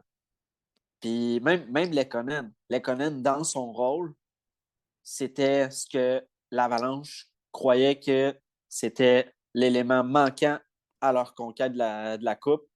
Puis ils ont eu raison parce que c'est pas mal un des seuls moves qu'ils ont fait, l'Avalanche. L'Avalanche, vite de même, là, je pense pas qu'ils ont fait d'autres acquisitions. C'est pas mal une des seules acquisitions qu'ils ont faites. Mais tu Puis sais ça a comme moi, été, Marc-André, ça a à été, date ça a été limite, l'acquisition il va y avoir clé. des blessures, il y a des équipes qui vont leur manquer. Monahan, tu as 56 de face-off. Il va te coûter. Là, il va te coûter 2,5 millions à rester de payer de Mais salaire. ils ont le Il y a choix. une équipe Ils ont qui le va choix. payer un premier choix pour Monahan, T'sais, c'est officiel. Même s'il est à. Là, présentement, il produit à un rythme de 41 points sur Première 82 matchs. première ronde, moi, j'y crois pas pantoute. Deuxième ronde, ça se peut. Si Mais encore là, Lekonen on t'a verra. valu. Si Lekonen t'a valu Baron Non. puis un choix de deuxième, qui est Baron qui est un choix de première ronde, tu vas Non. avoir un choix de première pour Monahan, c'est Non, officiel. c'est deux choses complètement différentes. Parce que Lekonen, lui, c'était un des meilleurs shutdowns dans toute la Ligue nationale. Là, on parle de parce que chaque Ouais, mais équipe Monahan, va- c'est une bonne Attends, équipe parce se ramasser mais troisième centre. chaque équipe va être différente. Chaque équipe va avoir des besoins différents, puis chaque équipe va avoir son prix différent. Moi, ce que je vois là-dedans, c'est que l'Avalanche a payé le prix que tous les autres GM ne voulaient pas payer. Parce qu'ils ne pensaient pas que c'était nécessaire. Mais l'Avalanche, eux, est comme, bah. Non, mais c'est à cause là, ça, c'est une question de cap salarial. Mais nous, non, alors, pas juste Monahan, ça, Yann. c'est à cause qu'il Non, voulait mais signer qu'à lui, là, à la base. le monde se disait, ah, OK, pas de trouble, tu sais. Moi, je pense que c'est la pièce manquante à mon équipe, pas de trouble, ça kick lui. Ah ouais, sort. Mais Monahan, c'est exactement la pièce manquante pour une équipe qui va aspirer à la Coupe. Monahan, c'est pas l'excellence défensivement. C'est un gars qui est reconnu two-way, qui est excellent two-way, qui est bon dans les face-off, qui a une attitude irréprochable. On le voit cette année, moi, son attitude, je la trouve vraiment excellente. Moi, je pense que Monahan, à date limite, tu vas avoir un choix de première. Tu n'auras pas un choix de première top 10. Tu vas avoir un choix de première de fin de première ronde. Là. Ça, on va se le dire. Là. Je pense pas. Ah ouais, si tu as eu ça pour Chiarot, qui est un quatrième défenseur, tu vas avoir ça pour Monahan. C'est officiel. Ça, c'est des joueurs qui ont joué les dernières saisons. Admettons, tu regardes Sherrod. Sherrod a joué 3 saisons back-to-back en jouant des grosses minutes, des 22, 23, 24 minutes, du gros hockey défensif, du gros hockey tough.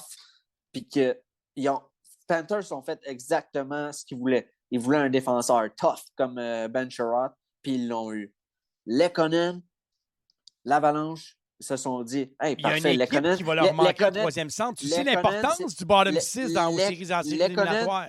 Lekkonen, c'était le shutdown par excellence avec Dano, puis je me souviens plus qui par le passé, je pense que c'était Gallagher.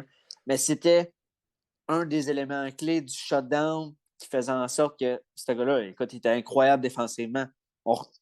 On questionnait jamais son éthique défensive. Oui, mais Lekkonen. Marc-André, Monahan, c'est là, l'offensive. il va être un troisième centre d'une équipe qui aspire à la Coupe Stanley. Ça va être une pièce extrêmement importante. L'importance de gagner des face-offs défensifs puis d'avoir un troisième centre de la qualité de Monahan pour une équipe de premier plan va avoir une valeur qui va être énorme. Cette équipe-là va n'avoir rien à foutre d'échanger leur 26e choix de première ronde. Ils s'en calissent, là. Ils vont, moi, personnellement, je pense que tu vas l'avoir easy, là. Puis tu vas avoir 2-3 équipes qui vont cogner à la porte puis qui vont te le donner. Ah, moi, je suis persuadé. Des centres comme Monahan, à date limite, il n'y en aura pas beaucoup de disponibles. Il n'y en aura pas beaucoup. La raison du pourquoi.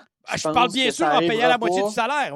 Pas le donnant, mais... rien. Mais si tu payes la moitié du salaire de Monahan, puis les Canadiens vont n'avoir rien à foutre de payer la moitié du salaire rendu là, je te garantis que tu as un choix de première ronde easy pour lui. Easy. Ça ne sera pas un choix top 15, on va se le dire. Ça va être une équipe aspirante à la Coupe.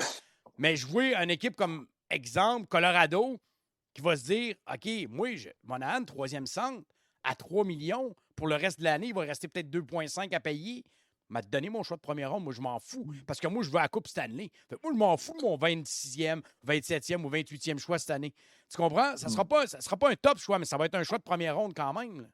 Moi, je pense pas que ça va arriver pour la simple et bonne raison que Sean Monahan, son historique de blessure des dernières saisons. Ouais, mais je te parle à date limite. S'il n'est pas blessé, mais moi, je pense que ça va tenir. Moi, je pense pas que ça va se faire parce que chez le Canadien, ils ont plusieurs bonnes options, les autres équipes. Ils ont un Jake Evans qu'ils peuvent choisir. Non, mais Evans, ils ne toucheront pas à cause du salaire à 1,7. Tu comprends-tu? Puis Evans n'a rien prouvé encore qu'il pouvait être la qualité d'un Monahan qui a fait 85 points il y a 2 ans. Là. Non, mais là, on parle d'un centre bottom 6. Un gars qui peut faire entre 20 et 30 points, Jake Evans peut le faire. Ça, c'est d'un. Gagner des mais Evans, il reste 2 ans de contrat. Attends. Moi, je te parle d'une location. Non. Je te parle vraiment d'une location. Non, mais il reste une autre saison. Les autres équipes s'en contrefoutent. Ils s'en contrefoutent du 1,7 million. Là.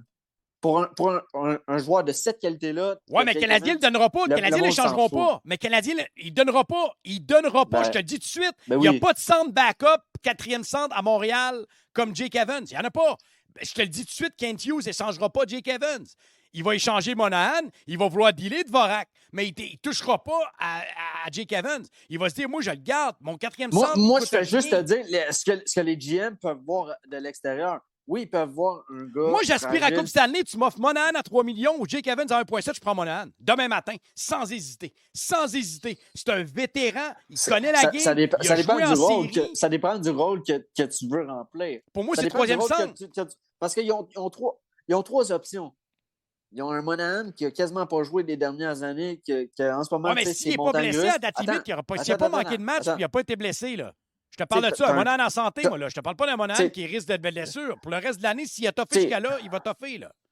Tu as un Christian Dvorak que, oui, il va avoir cette année, mais il y a aussi l'année prochaine. Les équipes aspirantes, ils ne pensent pas juste pour cette année. T'en as certaines qui sont en fin de run. La majorité vont penser à cette année. La majorité vont penser à cette année, selon moi. La majorité vont penser à cette année, mais à quelques reprises, c'est souvent arrivé des équipes qui vont regarder des joueurs restant une autre année de contrat seulement.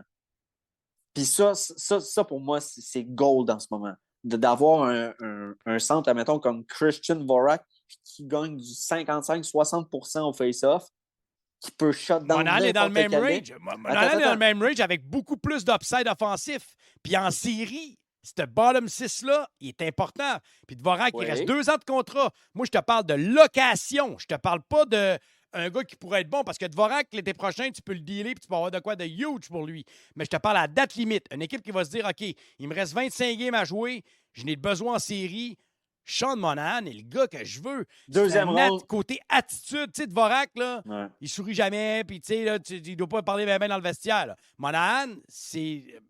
quand tu entends Bob Hartley parler de ce gars-là, c'est l'ultime professionnel. Le gars qui va dans les pratiques, qui se donne tout le temps, hors glace, un gentleman qui s'entend bien avec tout le monde. Donc, il va fitter dans une équipe aspirante de la Coupe Stanley comme d'un moule à Deuxième gâteau. round, Là. un choix de deuxième round, je pense qu'une équipe va se lancer pour Monahan. Choix de première round, ça, je pense pas. Moi, Je pense. Si tu regardes ce qui s'est passé à vraiment date pas limite sûr. des dernières années, même pas avec Montréal, ailleurs dans la ligue, là, avec les choix de première ronde qui se sont donnés pour des joueurs no-name, tu vas avoir un choix easy en payant 50% de salaire à Monahan. Ouais, ça c'est juste Tampa que c'est arrivé. Des first picks donnés, mettons, pour des Regarde, Barclay Tampa Bay Goodrow. pourrait être une équipe qui va le ramasser. Ouais, non. Exactement, ce genre d'équipe-là. Non. Qui va se dire, l'année passée, il me manquait de papier sablé pour gagner la Coupe Stanley. Puis cette année, là, ce papier sablé-là, c'est Sean Monahan. Je vais le ramasser pour le reste de l'année. Ça va dépendre c'est pas de leur grave, il saison. partira après, Eux je m'en autres- fous. Non, là. eux autres, ça va dépendre de leur saison parce qu'ils ont perdu Andrei Palat pour absolument rien. L'été d'avant, ils ont perdu Johnson, puis ils en ont perdu un autre en plus. Écoute, ils perdent des pièces à vue d'œil. Ils ont perdu McDonough pour une bouchée de pain. Je regarde les équipes présentement dans le top Non. de la ligue. Là. Je regarde présentement, là, OK? Vegas, je crois pas qu'ils en ont besoin. Nicolas Roy Non. fait quand même une bonne job. Boston, on Charlie Coy, fait que je pense que ça va être correct. Non, ça se fait pas. Dallas, c'est une option très, très intéressante. La Écoute, Caroline, oubliez ça, ils iront pas là. Eux autres, ils ont Jordan Staub, c'est correct. À moins que Kotkaniemi floppe. Là, cette année, ça va pas super bien. À moins qu'il floppe vraiment, mais lui, il signe Ouais. pour 8 ans. Après ça, je regarde ça, là. Winnipeg, c'est le genre de gros centre que Winnipeg aime. Tampa Bay, même affaire. Floride, troisième centre, qui ont choqué en série les dernières années. C'est une option qui est intéressante. Les Rangers de New York, c'est une option intéressante pour Sean Monahan. Les Kings de Los Angeles, qui viennent de renvoyer Byfield des mineurs, qu'eux autres, ils se disent, bon, l'année passée, Ouais, mais on a Dano, tu peux l'avoir Byfield, c'est du troisième centre. conditionnement. Ouais, Byfield, c'est ouais. conditionnement. Ouais, mais tu peux foutre Byfield à l'aile, ça à 4 ou le mettre centre du quatrième trio. Tu vas avoir 3 trios équilibrés. Dans les séries, selon moi, c'est important. J'ai hâte de voir, Marc-André. J'ai hâte de voir ce qui va arriver rendu là. J'ai hâte de voir. Edmonton Mais ramasserait Monahan demain matin comme troisième centre. Ils n'en ont pas de troisième centre. Ils ont 2 centres en haut. En ayant Monahan, c'est à 3. Si tu gardes Nugent Hopkins, c'est à 2. Ou tu mets Draisaitl et McDavid, puis tu mets Nugent Hopkins à l'aile qui Non, performe mieux à mais l'aile. McDavid, Draisaitl, ils ne jouent plus ensemble. Ça, Non, mais en ayant Monahan, c'est à 3. Tu peux te permettre de garder Nugent Hopkins à 2. C'est ça, mais tu peux. Oui, mais tu peux, c'est ça, mais tu peux te faire un premier trio monstrueux. Là. Tu peux remettre, parce que ces deux gars, on va se le dire, McDavid et Draisaitl ensemble. Moi, je pense que l'équipe va le payer. Une équipe comme Edmonton, des équipes que je t'ai nommées, là, Edmonton, Rangers, Winnipeg, ils vont le donner le choix de première ronde s'ils sont en série. Je suis persuadé qu'ils vont n'avoir rien à foutre du 25e choix au total. Je suis persuadé. Tu sais, on parle pas d'un choix top 10. Si je te parlerais d'un choix top 10, je te dirais, non, oublie ça. Mais on parle d'un choix qui va être late première ronde. Puis, il y en a tellement d'échanges à tous les années. J'ai hâte de voir. J'ai peut-être tort. Peut-être on verra, mais je pense pas. Mais ça se peut. Peut-être qu'il va être signé d'ici là. On n'aura même pas le temps d'en parler. Peut-être que les Canadiens vont l'avoir signé pour 2-3 ans, puis le case va être close. Là. J'ai hâte de voir. Il y a bien des hypothèses. Mais là, on parlait de Kirby Dack à la base. C'est ça, OK, ça. Ouais. Nous autres, on déborde, on va d'un autre sujet. J'aime ça quand on se pogne un peu, ça fait du bien. Kirby Dack, c'est-tu l'ailier parfait d'avenir pour le Canadien de Montréal pour la première ligne avec Caulfield et Suzuki? Moi, je pense qu'il a tous les atouts pour l'être. Il est fort physiquement, une longue portée, 6 pieds 4, 215 livres, droitier en plus. Il a l'air d'avoir du fun à jouer là, en tout cas. En plus avec une vision, écoute, c'est hallucinant. Des fois, je le vois faire des passes, je suis comme, de où est-ce que tu sors ça, même? Ouais, c'est bon. Puis, Kirby Dack, c'est le seul présentement que je vois qui a le QI hockey pour les suivre. Puis c'est ce qu'on voulait à la base parce que on a eu plusieurs hypothèses. On disait, un Josh Anderson, on va essayer un Mike Hoffman, on va essayer un Jonathan Drouin. On va toutes les essayer. Mais l'affaire, c'est qu'il n'y a rien de ces solutions-là qui marchent. Puis la seule qui fonctionne, c'est Kirby Dack. Est-ce que tu veux enlever Kirby Dack aux deux jeunes? Non. Présentement, tu peux pas. Présentement, tu peux pas, mais juste littéralement, pourquoi tu le ferais? Pourquoi tu le ferais? Ben non, ça ferait aucun sens. On a essayé Anderson 25 games l'année passée, Saint-Louis était là. ça marche pas. Tu sais, ce trio-là marche. Fait que là, tu gardes ce trio-là, puis tu essaies de concocter les autres trios. Après ça, tu fais tes formules comme tu veux. Puis si jamais les autres trios ne fonctionnent pas, ben là, ça sera à Kent Hughes de faire les moves en fonction de ça. Puis tu sais, je parle pas d'échanger des choix ou des jeunes prospects pour ça, là. Mais juste d'aller chercher, admettons, un petit Aubin en quelque part qui pourrait justement relancer, admettons, un trio, puis en former un deuxième. Mais pour moi, pour l'instant, Kirby Dack, c'est juste indélogeable. C'est le prototype qu'on cherchait depuis longtemps. Il y a tous les atouts. C'est 100% oui. Tu sais, parce que j'ai eu le débat de dire laissez-le au centre. Je l'ai dit, vous l'avez écouté à Hockey Sans Limite, je l'ai dit. Pour moi, c'était le deuxième centre d'avenir du Canadien de Montréal. Puis là, plus je la regarde jouer à l'aile, je me dis, c'est peut-être cet ailier-là idéal. Tu sais, il a 22 ans. Suzuki a 22 ans. Caulfield a 20 ans. Il va avoir 21. Là, je me dis, si cette chimie-là est déjà là entre ces trois-là, t'imagines-tu dans 20 games, dans un an, cette chimie-là va se développer avec les trois? Fait que je suis comme, je sais pas, t'as perdu la vidéo? Ouais, là, t'as apparu. Fait que, tu sais, je sais pas, tu sais, c'est comme, j'ai hâte de voir, j'ai vraiment... Je suis encore ambigu pour de vrai, parce que JC, il me poussait à dire, c'est un allié, c'est un allié, c'est un allié, c'est un allié. Là, je le regarde jouer allié, puis je suis comme, crime, c'est peut-être vrai, mais c'est pas grave si c'est vrai, parce que ça me dérange pas. Parce que, tu sais, c'est pas comme ça on avait payé. Tu sais, on a donné Romanov, mais on a énormément de relève à gauche, on le sait. Ouais. C'est un 16e choix au total. C'est pas comme ça on avait donné un choix top 5. Là. Tu sais, là, si le Canadien aurait donné son premier choix, exemple, pour acquérir Kirby Dack ou un premier choix des années subséquentes en sachant qu'on allait dans une reconstruction. Donc, tu sais, là, j'ai vraiment, vraiment, vraiment hâte de voir. Il y a une chose sur le chat qui dit je suis en train de débattre un peu avec lui. Au moins 3 fois qu'on accorde un but qui n'est jamais rentré, ça prend la reprise pour voir que la rondelle n'est pas rentrée. Ouais, je comprends ce que tu veux dire, Will. Accorder sur le moment, ouais, ils doivent aller à la reprise pour voir qu'elle a frappé la base transversale. C'est étonnant. Mais la rondelle va tellement vite avec l'œil, des fois, pour les arbitres. L'arbitre va caller le goal, mais les arbitres, aujourd'hui, ont l'option de j'aime autant caller le goal, d'aller voir la reprise, puis voir s'il est rentré ou pas, que de ne pas le caller, puis que le jeu continue. Puis, parce que si le jeu continue, tu sais pas ce qui peut arriver. Il peut arriver des blessures, il peut arriver n'importe quoi. Tu sais, là, ça fait que moi, j'aime la manière que la Ligue nationale fait la chose présentement. Mais c'est vrai que souvent, c'est vrai que ça arrive plus souvent cette année que les années antérieures. Qu'une rondelle pogne les poteaux, les arbitres callent des buts, puis qu'ils vont voir la reprise. Tu sais, avant, j'avais l'impression que les arbitres étaient plus réticents à donner le but. Puis des fois, le jeu continuait pendant 3-4 minutes. Puis là, ils allaient voir. Là, aller voir la reprise, à rentrer en fin de compte dans le net.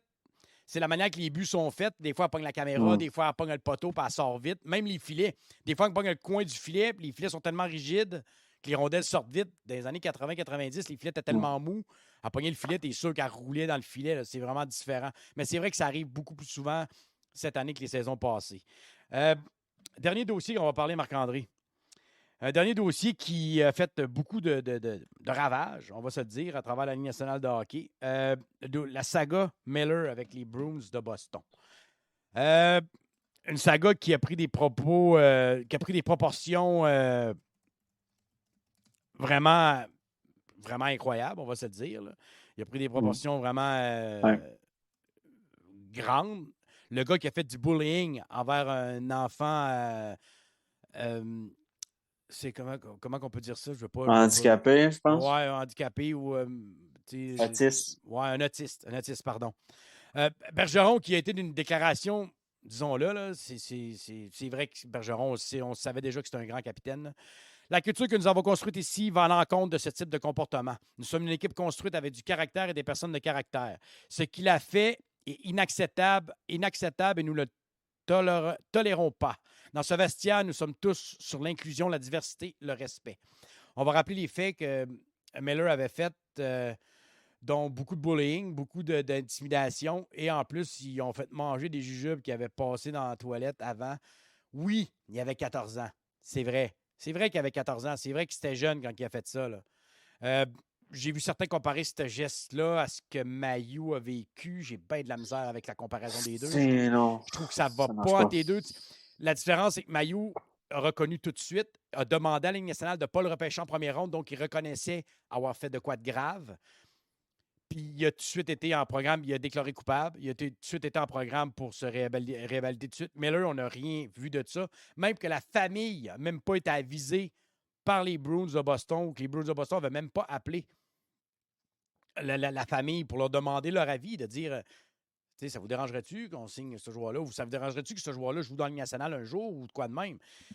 On va se dire que ça affecte un enfant pour le reste de sa vie, là, que, intellectuellement, que tu sois handicapé intellectuel ou pas, ou autiste ou pas, c'est du gros bullying. Je ne sais pas ce que tu en as pensé de toute cette histoire-là, Marc-André, vas-y donc. C'est une disgrâce totale pour la Ligue nationale. Gary Bettman qui est sorti en trompe pour dire... Gary Bettman ne le savait même pas quand ils l'ont signé. Puis là, les bureaux sont obligés d'accepter le contrat. Tu es obligé de passer par la Ligue nationale pour accepter un contrat, pour signer un contrat. La Ligue nationale doit te l'envoyer en bonne uniforme parce que c'est un contrat de la Ligue nationale de hockey. Mais je comprends juste pas comment, en tant que pas propriétaire, mais en tant que président comme Cam Neely, puis un directeur général comme Don Sweeney, t'as pensé une seule seconde que ça serait un bon geste de ta part de signer un joueur que les Coyotes ne voulaient simplement plus, on va se dire, ne voulaient plus dans leur organisation à cause de toute cette histoire-là, qu'est-ce qui est arrivé. Puis, tu sais, c'est pas tant le geste en tant que tel, parce que, oui, je vais reformuler ma phrase. Je dénigre pas le geste. Le geste en tant que tel, c'est inacceptable. Mais moi, ce qui me déçoit le plus, c'est que c'est plus la réaction du jeune qui pense que, wow, il n'y en a pas de problème.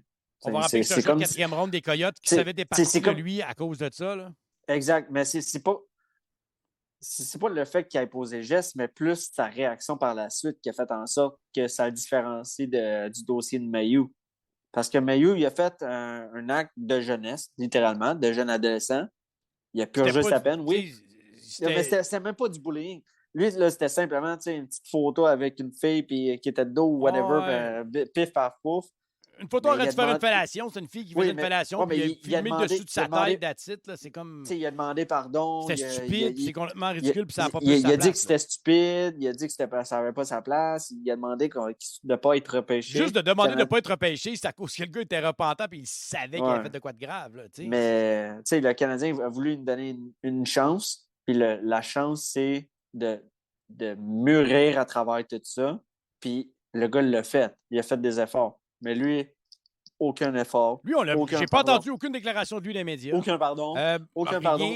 Aucun remords. Absolument rien. Pour moi, c'est vraiment ça que je pense que le monde de la Ligue nationale ne tolère pas. Parce que de faire des erreurs, tout le monde en fait des erreurs. N'importe quel humain sur la Terre fait des erreurs. Il n'y a personne que je connaisse, puis même que je ne connais pas, qui peut se vanter de ne pas faire d'erreur. Ouais. Mais l'important, c'est d'apprendre d'eux autres. L'important, c'est vraiment de faire de l'introspection sur soi-même, de vraiment, de se remettre en question quand on fait une erreur, à savoir, bon, OK, oui, j'ai fait une erreur, je m'en excuse. Comment je peux faire pour me rattraper? Puis après ça, c'est par la suite que, une fois que tu as fait l'introspection, que tu peux vraiment cheminer, puis vraiment y aller étape par étape. Mais lui, le cheminement, il ne l'a juste jamais fait. Puis il le fera sûrement jamais, là.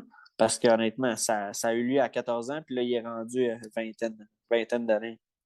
Tant qu'à moi, il est juste trop tard, puis regarde, c'est tout bad pour lui parce que c'est sûrement un fichu de bon joueur de hockey aussi. Oui. Mais la base, on le verra jamais. Les Coyotes ont vraiment perdu. Je comprends pas que les Coyotes l'ont repêché en quatrième ronde à 18 ans, quand c'est un événement qui est arrivé 4 ans avant. Comment l'équipe de recrutement n'a pas fait ça? Peut-être qu'ils ont essayé. Peut-être qu'ils ont essayé de le faire cheminer à travers ça, de vraiment le faire réaliser, puis de vraiment, un peu comme le CH a fait avec Mailloux. Ils ont peut-être essayé des... Regarde, il a signé cette année, mais ça a pris quand même 2 ans avant qu'il signe 1 an et demi. Puis les étapes se sont faites une à la fois. Il était déjà en réhabilitation, il suivait déjà un psychologue, un thérapeute, puis toute la patente. Puis ils n'ont pas dit tu es un choix de première ronde, on te signe tout de suite, parce que la majorité des choix de première ronde signent leur contrat quasiment en Ouais, partant. exact. Ils l'ont laissé aller junior, ils l'ont observé.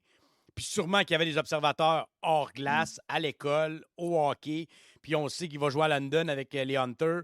Donc, eux autres, ils Ouais. devaient avoir des messages du Canadien de je veux savoir tout de lui. Là. Je veux qu'il marche droit. Je veux Ouais. voir comment il est. Ou même là, c'est même pas de donner une ligne de conduite. Laisse-le aller.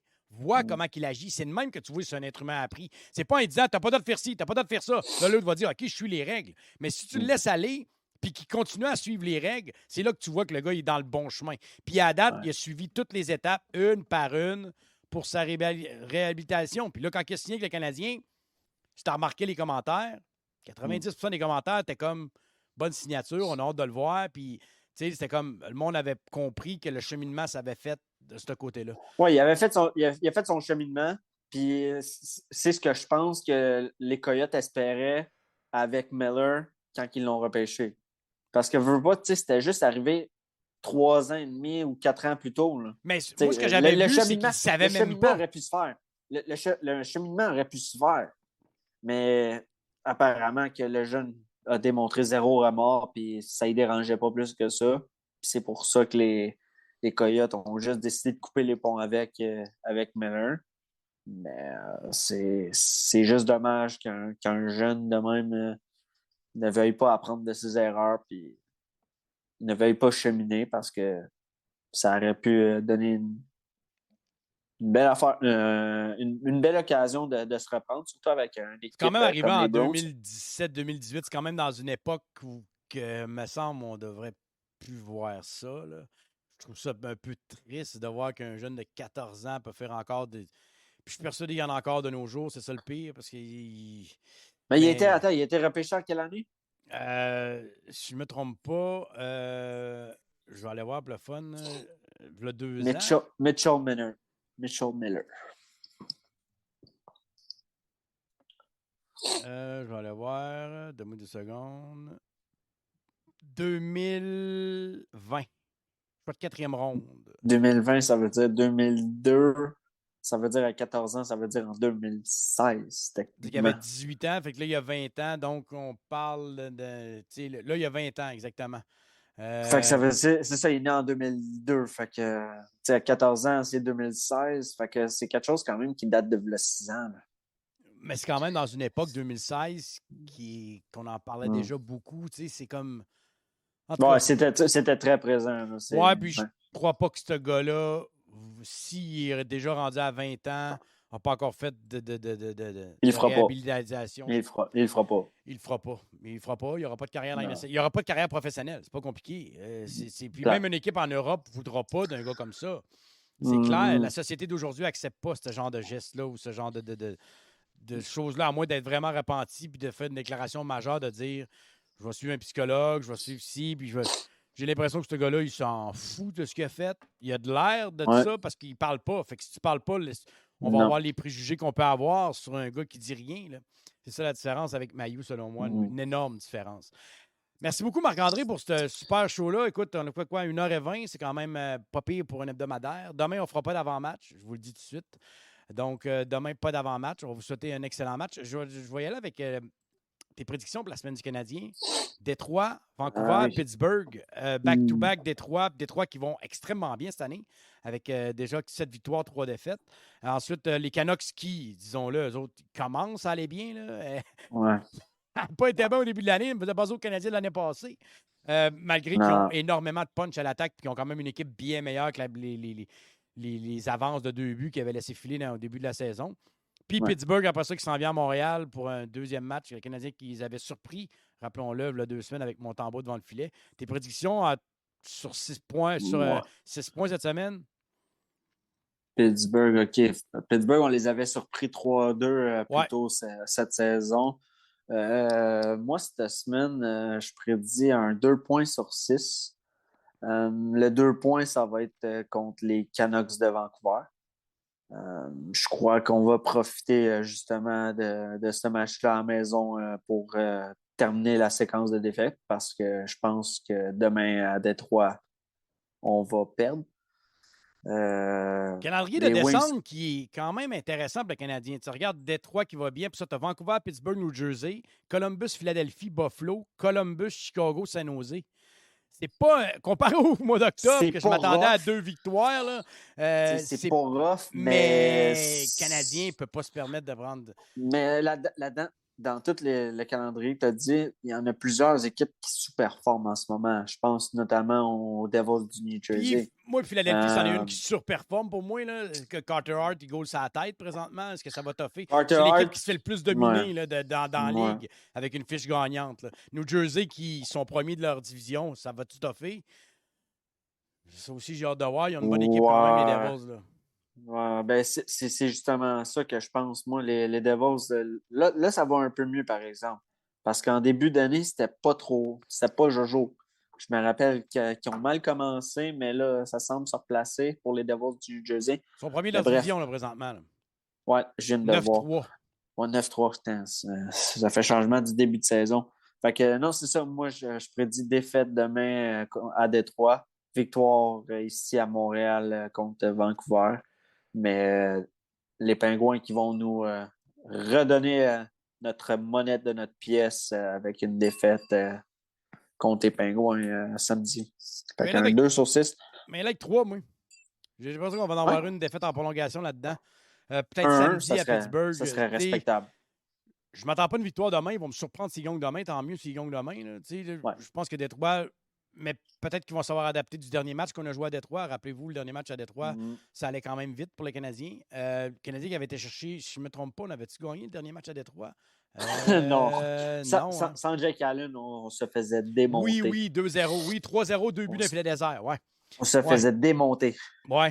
Puis je pense que c'est ce match-là qui a réveillé les Red Wings un peu de croire à leur chance. On dirait, je ne sais pas, Eisenman qui a calé que la reconstruction était terminée. Lui, il l'a vraiment dit haut et fort. Je Là. pense que le Canadien avait accordé quelque chose comme 30 tirs dans une période ou quelque chose de même. Ouais, c'est une affaire de même. Là. Je l'ai devant moi ici. Je vais aller voir. l'ai devant moi. Ouais, exactement. C'est ça. Tirs par période, ça a été 25 en première période. Fait que je n'étais pas trop loin avec mon 30. Là. Mais non, c'est ça. Les Wings sont très surprenants. Allen a eu 38 lancés. Ouais. Husso qui n'avait pas eu beaucoup de chances de marquer aussi. Le Canadien n'avait pas eu beaucoup de chances de marquer dans ce match-là. Donc, j'ai hâte de voir. J'ai hâte de voir. Ouais. Ça va être un match très intéressant demain contre les Mais Red Wings. j'aime beaucoup ce que Détroit fait cette année, là, surtout avec l'ajout de Perron et Sherrod. Mm-hmm.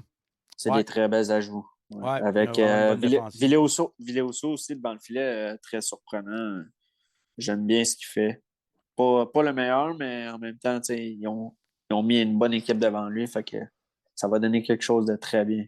Oui, j'ai hâte de voir. Donc, 3, toi et 2. Donc, on en reparle la semaine prochaine si on a eu raison ou tort. Encore une fois, merci beaucoup à tout le monde de nous avoir écoutés. Vraiment désolé pour les inconvénients de Twitch. On va essayer de régler ça dans les prochains jours, sans faute.